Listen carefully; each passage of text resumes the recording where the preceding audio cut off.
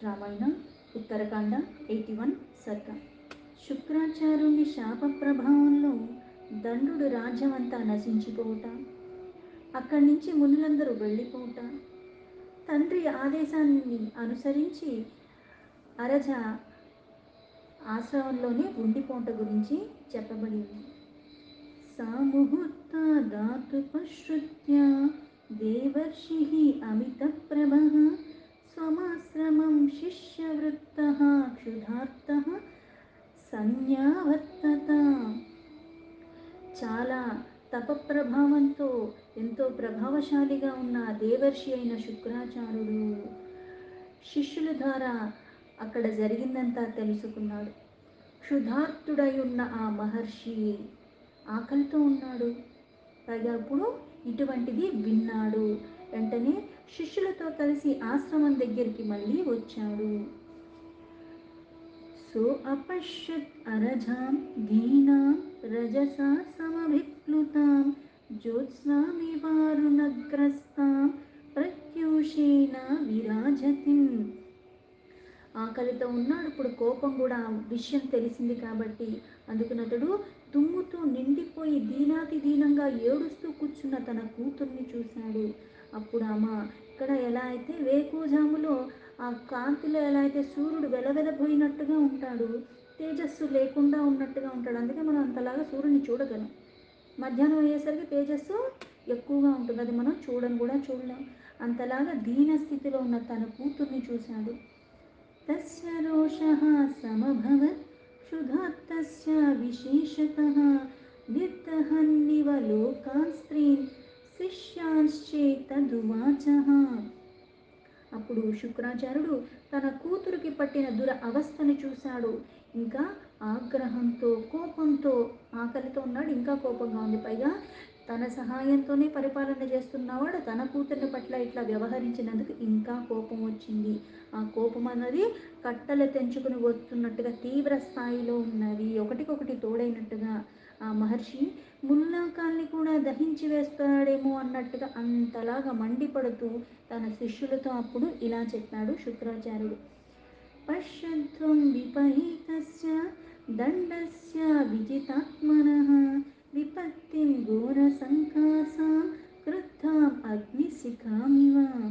శిష్యులారా, దండుడు కామాతురుడై అంటే కామంతో కళ్ళు కానకుండా ఒళ్ళు తెలియకుండా వ్యవహరించాడు.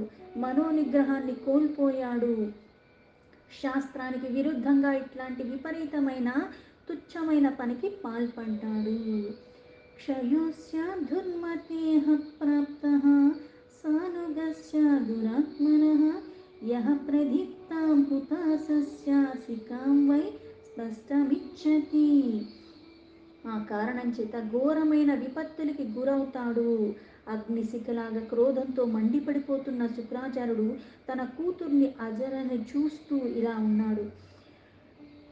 యస్మాత్ సా కృతవాన్ పాపం ఈదృశం ఘోర సంహితం తస్మాత్ ప్రాప్స్యతి దుర్మేధాః ఫలం పాపస్య కర్మణః. ఇక్కడ తన కూతుర్ని చూసి ఇంకా ఉక్రోషంతో దుష్టాత్ముడు, దుర్మార్గుడు ఆయన దండుడు సపరివారంగానే నశించి తీరిపోతాడు అని పలికేశాడు. ఎందుకంటే ఇంతలాగా ప్రజ్వలిస్తున్న అగ్ని వంటి అరజను స్పృశించాడు కాబట్టి. సప్తరాత్రేణ రాజాసౌ సంభృత్య బలవాహనః పాపకర్మ సమాచారో వధం ప్రాప్స్యతి దుర్మతిః. ఈ చేసిన అగాత్యానికి దండుడు మహాఘోరమైన అకృత్యానికి పాల్పడ్డాడు. దాని కారణంగా ఆ దుర్బుద్ధి చేసిన పాపం కారణంగా దాని ఫలితాన్ని ఏం పొందుతాడు? వెంటనే పొందుతాడు. ఏమని? 7 రోజుల్లో ఈ పాప కార్యానికి తలపడిన వాడికి తన రాజ్యంలో ఉన్న వృత్తులు, బలాలు, వాహనాలు అన్నీ 7 రోజుల్లో నశించిపోతాయి.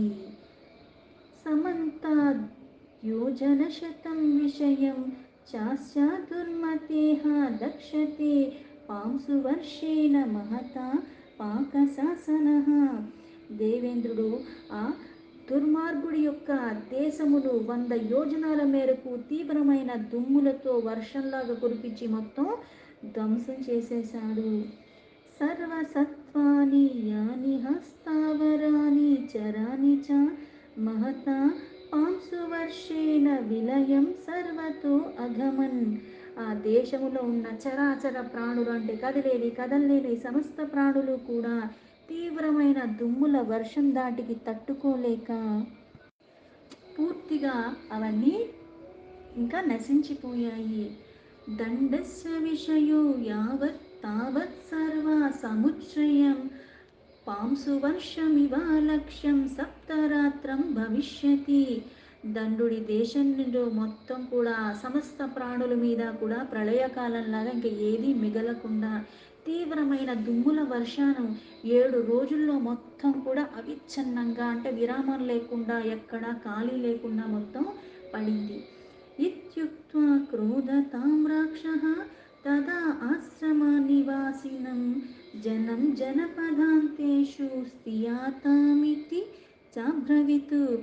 క్రోధంతో ఎర్రబారి ఉన్న కన్నులతో శుక్రాచార్యుడు ఇలాగ ఎప్పుడైతే శపించాడో, ఆశ్రమవాసులారా వెంటనే వాళ్ళందరితో కూడా ఈ దండుని దేశములో ఎక్కడా ఉండకుండా పొలిమేరలు దాటి వెళ్ళిపోండి, ఎందుకంటే ఇవన్నీ ధ్వంసం అయిపోతాయి, అందుకని వీళ్ళందరినీ అక్కడి నుంచి వెళ్ళిపోమని చెప్పారు. శ్రుత్వా తు శరసో వాక్యం సోఆశ్రమవసదో జనః నిష్క్రాంతో విషయాత్ తస్మాత్ స్థానం చక్రేద బాహ్యతః. వారికి ఎప్పుడైతే శుక్రాచార్యుడు ఆదేశించారో ఆ మునులందరూ కూడా శుక్రాచార్యుడు ఒక ఆజ్ఞ మేరకు ఆశ్రమవాసులందరూ కూడా దండుని రాజ్యాన్ని వదిలేసి దానికి దూర ప్రదేశాల్లో నివసించటానికి వెళ్ళిపోయారు. తథోక్త్వా మునిజనం అరజామిదమబ్రవీత్ ఇహేవ వసధుర్మేధే ఆశ్రమే సుసమాహిత. ఆశ్రమవాసులైన మునులు ఇలా ఆదేశంతో వాళ్ళు అక్కడి నుంచి వెళ్ళిపోతే ఆ మహర్షి తన కూతురైన అరజతో మళ్ళీ ఇలా అన్నాడు, బుద్ధిహీనురాలా, దండుడి అత్యాచారానికి గురైపోయావు నువ్వు. ఆ దోషాన్ని తొలగించుకోవటానికి దైవ ధ్యానంలో నిమగ్నమై నువ్వు ఇక్కడే నివసించు అన్నాడు. ఇదం యోజన పర్యంతం సరహస్సురుచిరప్రభం అరజే విజ్వరా భుక్ష్వా కాలశ్చాత్ర ప్రతీక్షతాం. అరజ అక్కడే ఈ సరస్సులో నిర్మలమైన కాంతులతో విలసిల్లుతూ 1 యోజనం మేరకు వ్యాపించి ఉన్నది.